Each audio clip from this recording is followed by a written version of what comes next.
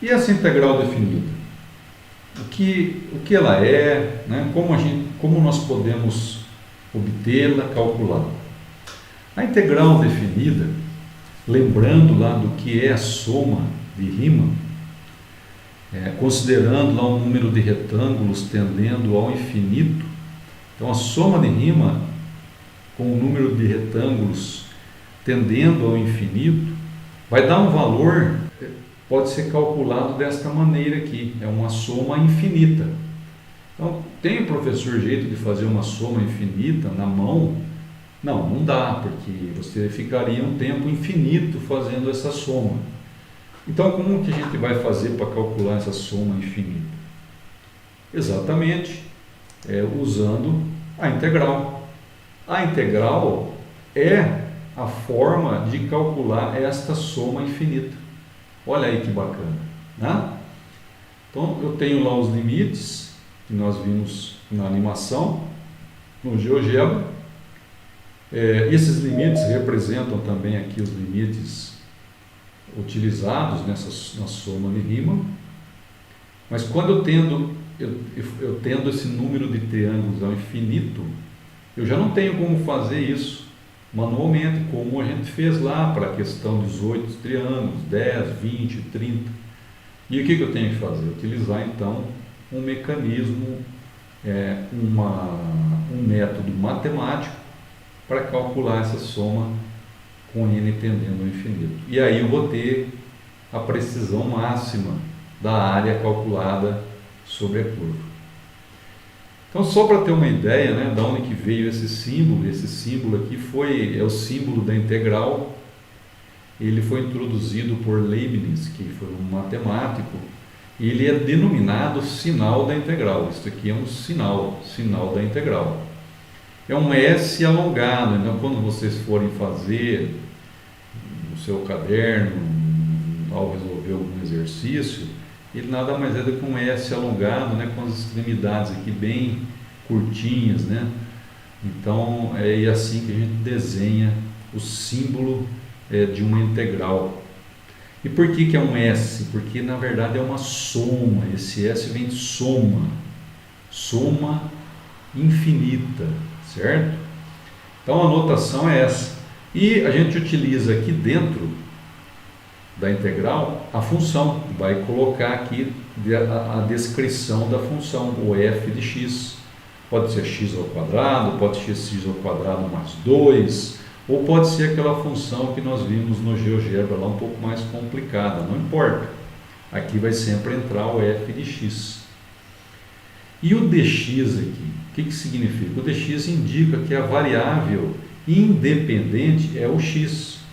Ou seja, eu vou calcular a integral dessa função considerando que a minha variável independente é x. Então, ao obter o resultado, eu vou substituir os valores de a e b em x aqui na minha função. Por que isso é importante, o dx aqui? Para me mostrar qual que é a variável de integração, qual é a variável independente. E então eu tenho que escrever aqui sempre o d e a variável independente. Não necessariamente precisa ser x aqui. Pode ser d, dy, dv, dw, d ômega, não importa. Importa que esta variável tem que estar presente aqui. Não que ela tenha que estar presente, mas a variável aqui vai ser a variável que eu vou substituir os limites de integração para calcular o valor dessa integral definida. E o procedimento para calcular a integral é chamado de integração. Tá ok? E uma observação que esse asterisco aqui no x identifica que essa soma de Riemann pode ser feita tanto pela extremidade esquerda como pela direita. Nós vimos que tendendo o n a um valor muito grande, isso não faz diferença significativa. E aqui, com n tendendo ao infinito, isso não faz diferença nenhuma. Por isso que pode ser tanto pela esquerda quanto pela direita. Então, foi aquilo que eu mencionei. E esse valor aqui, valor não, desculpa, essa denominação da variável independente, ela pode ser o x, pode ser o t, pode ser r, qualquer coisa, não tem restrição nenhuma. A única coisa é que o que eu for colocado aqui depois do d, né, identifica a variável independente desta função que está aqui dentro da minha integral. Isso é muito importante de lembrar. Isso faz toda a diferença no cálculo da integral. Muito bem. Considerando a integral de Riemann, nós temos aqui a soma de Riemann, que seria a soma dos retângulos abaixo da função, e temos aqui a integral da função, tá? Que é a área calculada e precisa, não é? Dentro de dois intervalos. Tá? Para ser uma integral definida, eu tenho que ter os limites de integração. Limite inferior, e vai sempre aqui na parte de baixo, voltando aqui, ó. O limite inferior da integração sempre na parte de baixo da integral, o limite superior na parte de cima. Superior, parte de cima, inferior, parte de baixo. Representa aqui esses dois limites.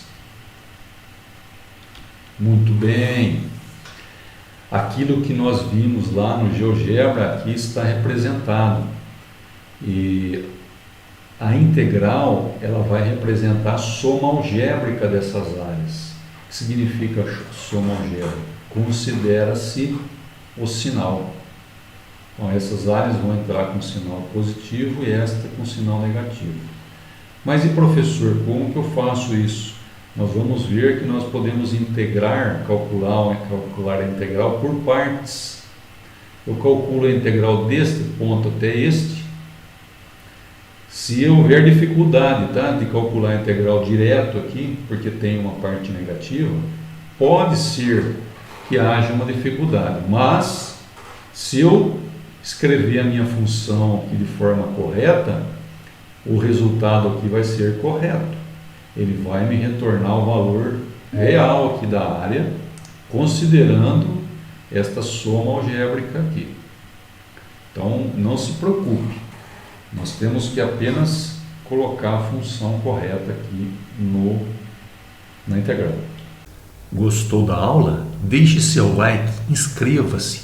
Veja estas duas sugestões para aprimorar ainda mais os seus conhecimentos.